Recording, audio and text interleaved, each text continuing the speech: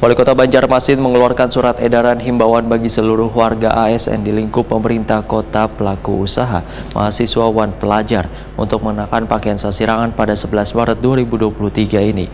Penggunaan pakaian sasirangan ini bertujuan memeriahkan Banjarmasin Sasirangan Festival tahun 2023. Juga meningkatkan penggunaan serta mencintai bangga terhadap produk lokal kain sasirangan.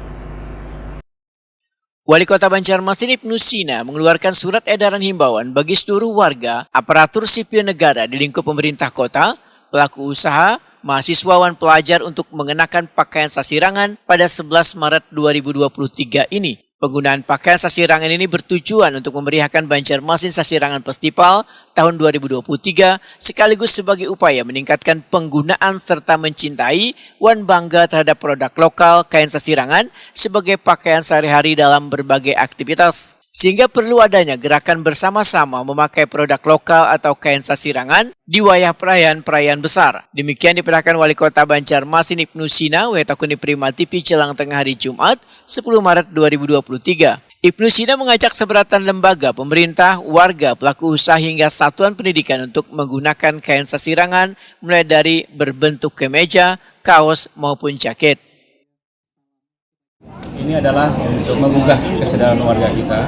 Ada event besar, kita pawai kegiatan Banjarmasin Sasirangan Festival. Ayo kita bangga bersasirangan, dan mungkin satu hari kita pakai sasirangan. Terserah mau yang resmi, yang formal, yang non formal, yang kaos, ataupun yang kain juga bisa juga dibikin sarung.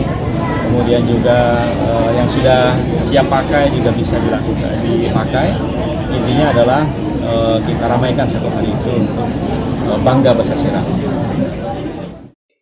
Ibnu Sina berharap himbauan pemerintah untuk mengenakan sasirangan dalam sehari bisa didukung seberatan kalangan agar kemeriahan Banjarmasin Sasirangan Festival dalam perayaan ini benar-benar memiliki kebanggaan mengenakan sasirangan.